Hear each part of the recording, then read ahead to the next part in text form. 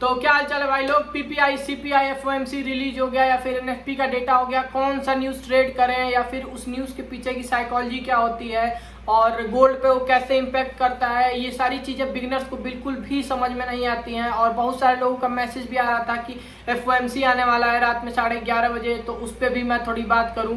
तो इस सारी टॉपिक्स पे बात करेंगे। इस एक वीडियो को देखने के बाद आपकी न्यूज़ से रिलेटेड जितने भी सवाल हैं उन सारी चीज़ों का जवाब आपको मिल जाएगा। सारे न्यूज़ का कोरिलेशन यूएसडी और गोल्ड के साथ बिल्कुल सिंपल तरीके से समझाया है। वीडियो को पूरा देखना, अकाउंट को सब्सक्राइब कर लो और चलते हैं वीडियो की तरफ। तो देखो आज की क्लास में ना बेसिकली जो हम लोग बात करेंगे वो जो मेजर न्यूज होते हैं, एफओएमसी का इंटरेस्ट रेट जो आज रात में 11 बजे, पहले इसको पॉल का भी प्रेस कॉन्फ्रेंस कहते थे क्योंकि जो फेड के चेयरमैन होते हैं वो आते हैं प्रेस कॉन्फ्रेंस करने। और फेड मतलब समझ लो इंडिया का आरबीआई, सारे रूल रेगुलेशन इंटरेस्ट रेट कितना होगा क्या होगा सारे वही चीजें डिसाइड होती है, ठीक है। एनएफपी का data, CPI, PPI, employment rate, देखो यही जो मेजर 6 न्यूज है ना वो गोल्ड में सबसे ज्यादा मूवमेंट लाते हैं। तो इन्हीं 6 चीजों के बारे में हम लोग बात करेंगे, ठीक है। पर बात करने से पहले 2-4 चीजें समझ लेते हैं। सबसे पहले कोरिलेशन समझ लेते हैं, ठीक है, यूएसडी का और गोल्ड का, ठीक है। अब देखो तुमने सुना होगा कि जब यूएसडी ऊपर जाता है तो गोल्ड नीचे जाता है, ठीक है, और जब यूएसडी नीचे जाता है तो गोल्ड ऊपर जाता है। पर प्रॉब्लम यह है कि इसके पीछे की साइकोलॉजी क्या होती है, ऐसा क्यों होता है। तो जैसे मान लो कि तुम जो है, ठीक है, पार्ले जी बिस्किट आज से 1 साल पहले 10 रुपए का खरीदते थे, वही पार्ले जी बिस्किट आज तुम 20 रुपए का खरीदते हो। इसका मतलब है कि साल भर में उसके प्राइस में 10 रुपया बढ़ गया है। इसका मतलब है कि जहाँ जिस देश में या जिस जगह पे तुम करते हो वहाँ का इन्फ्लेशन का जो रेट है वो इंक्रीज हो गया है, ठीक है। अब इसमें ना इन्फ्लेशन के रेट से ही ना इंटरेस्ट रेट डिसाइड होता है। क्या होता है? इंटरेस्ट रेट डिसाइड होता है। वो कैसे? अब जैसे देखो होता क्या है कि मान लो कि इन्फ्लेशन नहीं बढ़ा है, ठीक है, पार्ले जी जो बिस्किट है वो 10 ही रुपये का मिल रहा है, सबकी परचेजिंग पावर अच्छी है, लोग दमादम कार खरीद रहे हैं, बाइक खरीद रहे हैं, घर खरीद रहे हैं, ठीक है, ज़मीन खरीद रहे हैं और लोन ले रहे हैं बैंक से। और बैंक इंटरेस्ट मान लो कि 5% देती है, लेती है, ठीक है।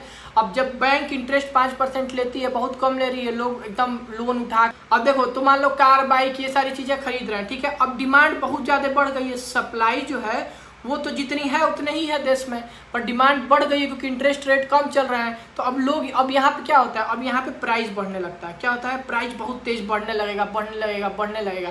तब इस सिचुएशन में फेड क्या करती है कि इंटरेस्ट रेट बढ़ा देती है, ठीक है, इंटरेस्ट रेट बढ़ा देगी। अब जैसे ही फेड इंटरेस्ट रेट बढ़ाती है, मान लो इसने 5 से 9% कर दिया, गेस करके चलते हैं, ठीक है।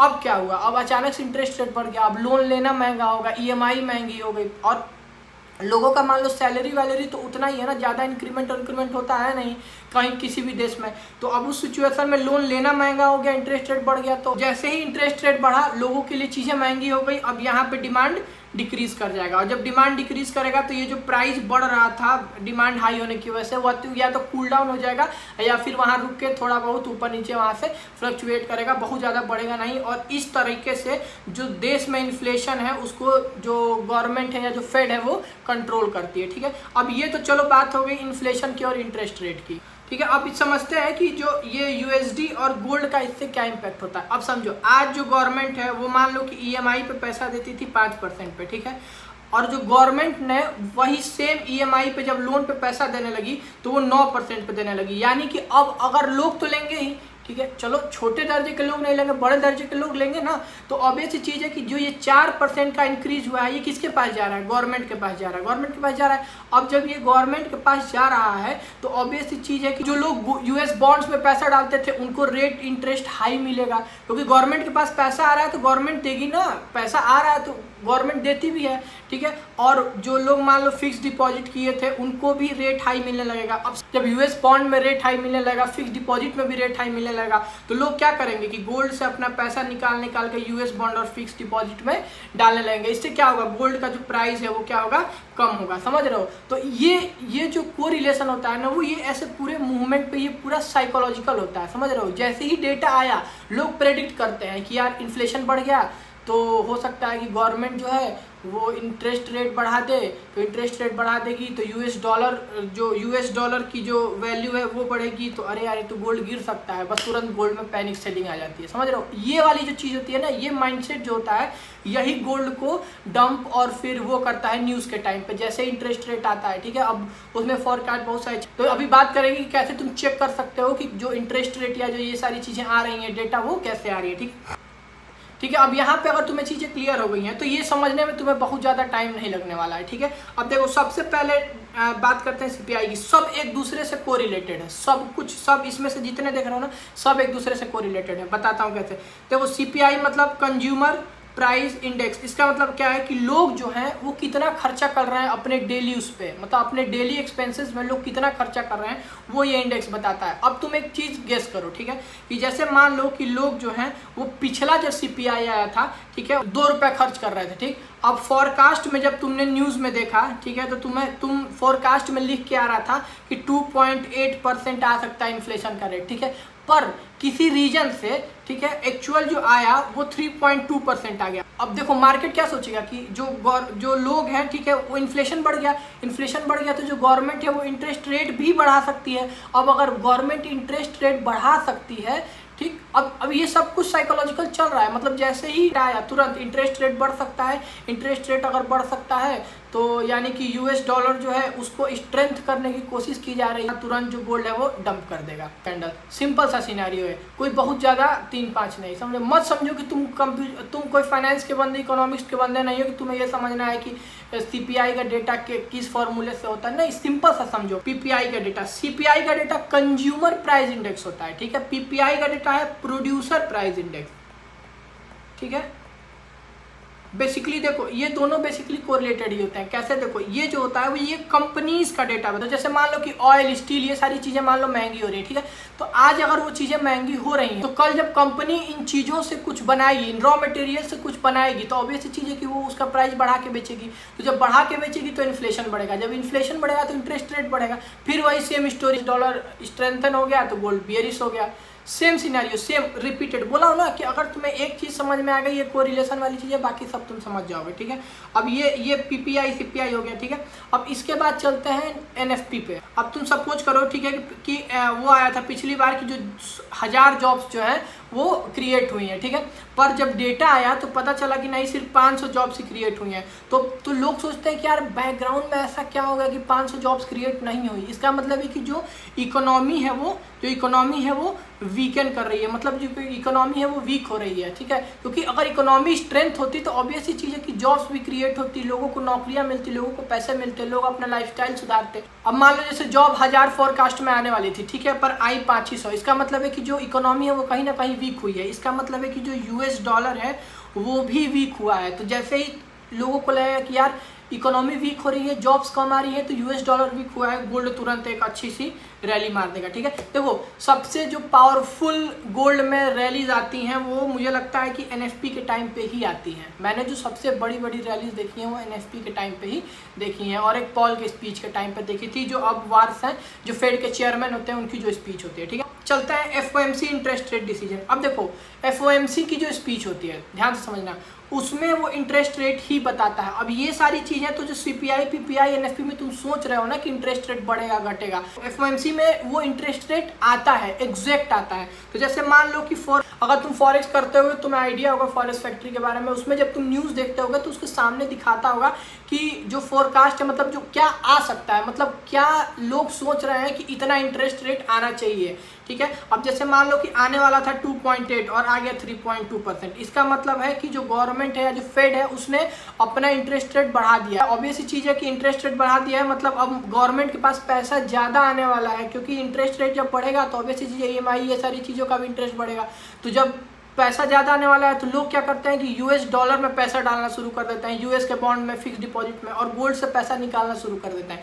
बस इस सिचुएशन में तुरंत गोल्ड तुरंत एक शर्ट से डाउन साइड का मूव दे देगा। ठीक, वही वार्स का प्रेस कॉन्फ्रेंस वाली चीज़ है, वही सेम इंटरेस्ट रेट बताता है। तो क्या होगा, जैसे मान लो कि अब वार्स का प्रेस कॉन्फ्रेंस, ये फेड के चेयरमैन है। ठीक है, अब ये आए, इन्होंने बोल दिया कि भाई इन्फ्लेशन तो थोड़ा सा बढ़ सकता है, बस मार्केट पैनिक कर जाएगा। और इन्होंने बोल दिया यार इंटरेस्ट रेट बढ़ सकता है, मार्केट पैनिक कर जाएगा। बढ़ सकता है क्योंकि फेड के चेयरमैन है ना, मार्केट प्रिडिक्ट भी करता है। इन्होंने बोला कि यार इन्फ्लेशन तो थोड़ा सा बढ़ रहा है, बढ़ भी सकता है, बस इंटरेस्ट रेट तुरंत यहाँ से लोग सोचेंगे कि यार इन्फ्लेशन बढ़ रहा है यानी गवर्नमेंट इंटरेस्ट रेट बढ़ाएगी, इसका मतलब कि यूएस डॉलर स्ट्रांग होगा, इसका मतलब कि गोल्ड गिरने वाला है, तुरंत वहाँ पे गोल्ड में पैनिक सेलिंग आ जाती है। इसीलिए इन लोगों का प्रेस कॉन्फ्रेंस और ये सारी चीज़ें बहुत ज़्यादा मैटर। अब देखो अनएम्प्लॉयमेंट रेट पे आते हैं, एक आखिरी बात कर लेते हैं, ठीक है। अब तुम देखोगे ना कि देखो सीपीआई पीपीआई ये जितने भी डेटा ये सब तुम देख रहे हो ना, इसमें मेजरली इन्फ्लेशन, इंटरेस्ट रेट, इन्हीं सारी चीज़ों की बात होती है, ठीक है। अब अगर तुम्हें वो एक्चुअल में पता है कि कब इकोनॉमी स्ट्रांग हो रही है, कब वीक हो रही है, इंटरेस्ट रेट बढ़ेगा तो क्या होगा, ये सारी चीज़ें मैंने स्टार्टिंग में बताई तुम्हें, बस वो दिमाग में रखना। बाकी तुम्हें और न्यूज़ प्रेडिक्ट करने में तुम्हें बिल्कुल भी देरी नहीं होने वाली है, तुम एकदम मतलब एक्चुअल में न्यूज़ ट्रेडिंग बहुत अच्छे से कर पाओगे। अब अनएम्प्लॉयमेंट रेट नाम से ही समझ में आ रहा है कि कितने लोग देश में अनएम्प्लॉयड हैं, ठीक है।